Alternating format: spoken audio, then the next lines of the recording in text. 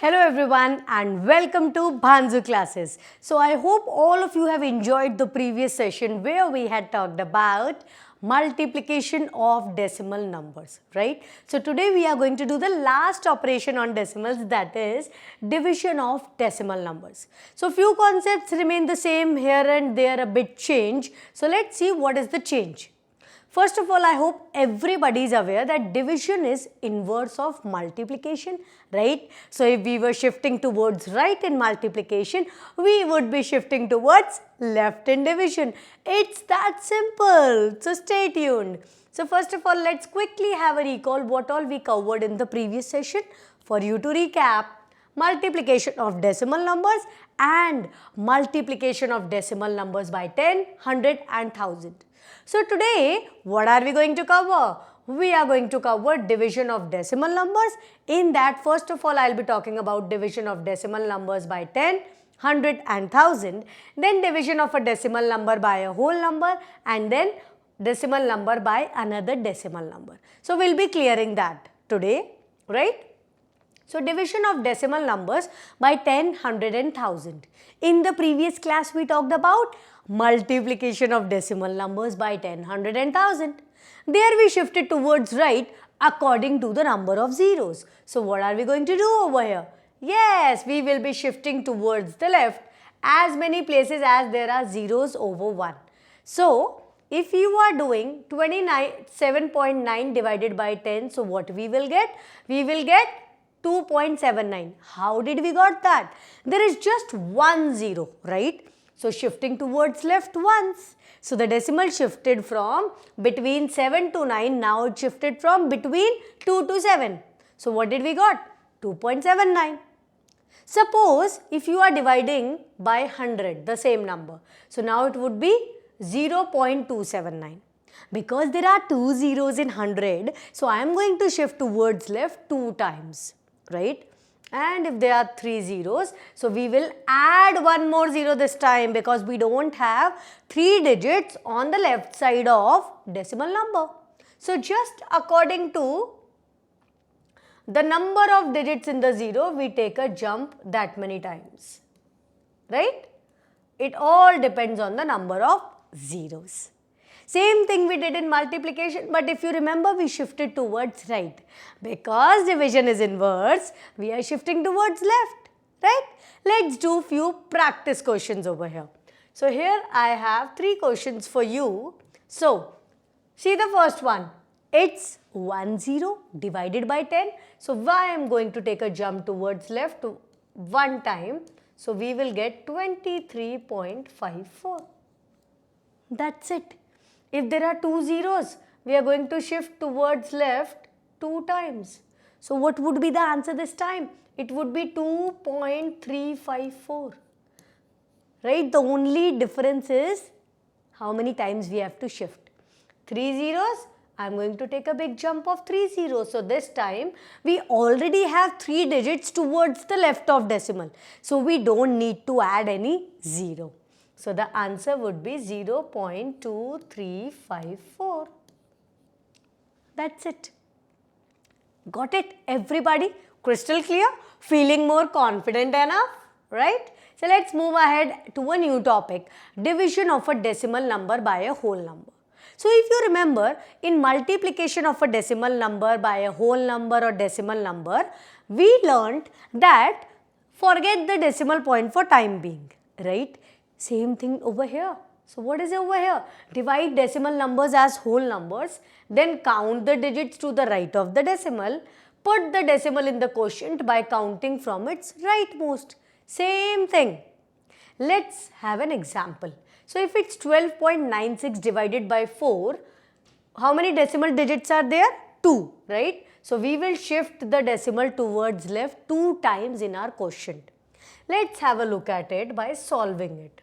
So 12.96 divided by 4, if I forget the decimal, we would get 1296 divided by 4, right? So it would be 4 3s are 12. We get a 0 and a 0. Copy the next digit 9. 2s are 8. 1. you get 6, so 4 4s are 16. So what's my quotient over here? Yes, it's 324, right? Now how many decimal digits in the quotient? In the dividend? 2. So we are shifting our decimal 2 times. So the final answer is 3.24, right? Easy. We just forget the decimal for time being, and in the final step we put it back by counting the number of decimal digits.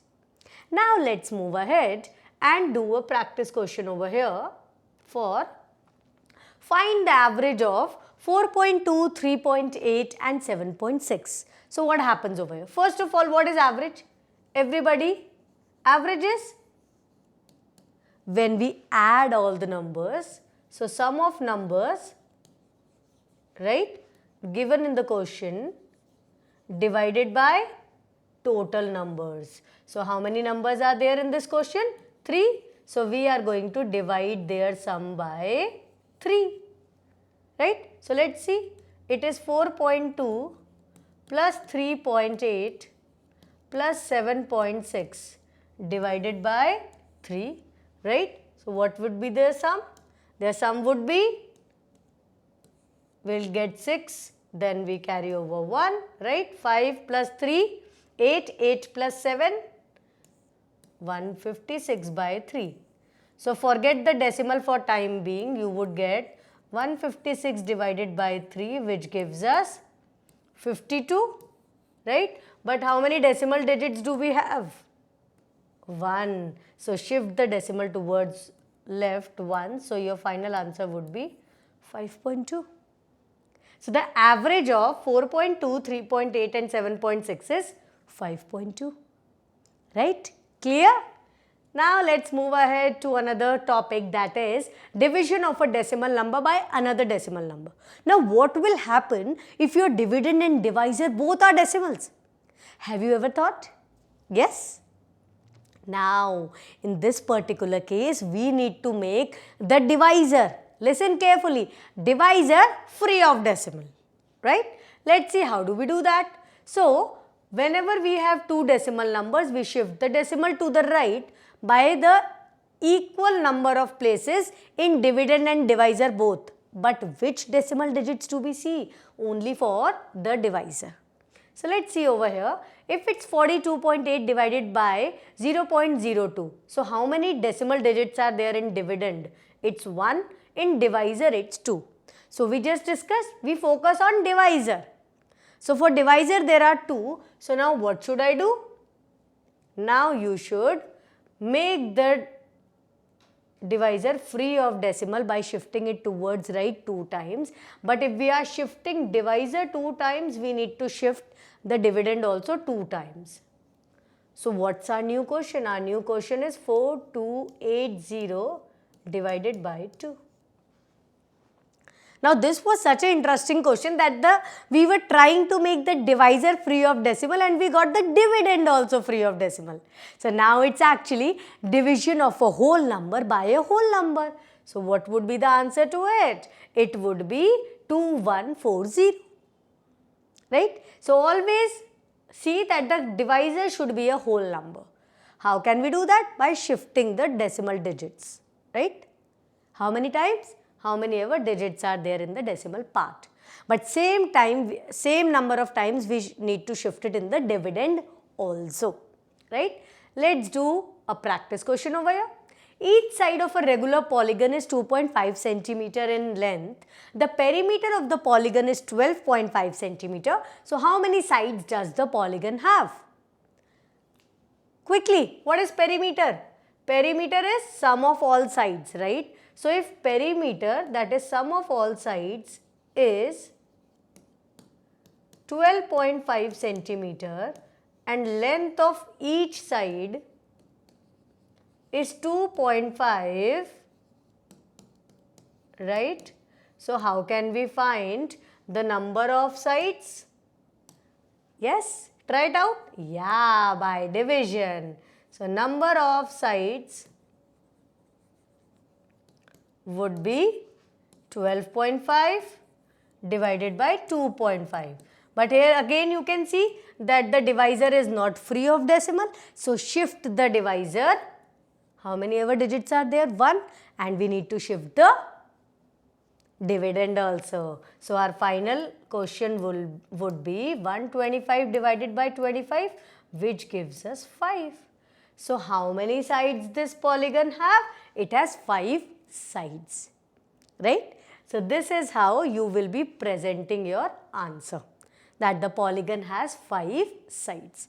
Do not forget to write the given statements always, and then the concluding statement after you have solved your question. Right? So I hope everybody is clear with division of decimals. Do not forget to practice. And now let's summarize what all we had covered.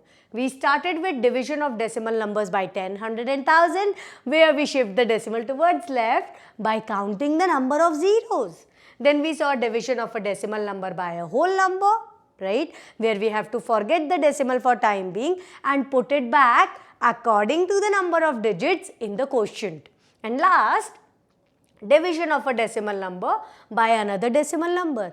Here we learned that divisor should always be free of decimal. If it's not, we need to make it, and how many ever jumps we take in the divisor, we need to take it in the dividend also. And then we can move ahead with our normal division. So I hope everybody is clear with division of decimals. So till now we have covered fractions and decimals with all the operations, addition, subtraction, multiplication and division. So in our next session we are going to do practice questions based on all these concepts. Till then, keep practicing, keep exploring and spark your curiosity. Bye-bye.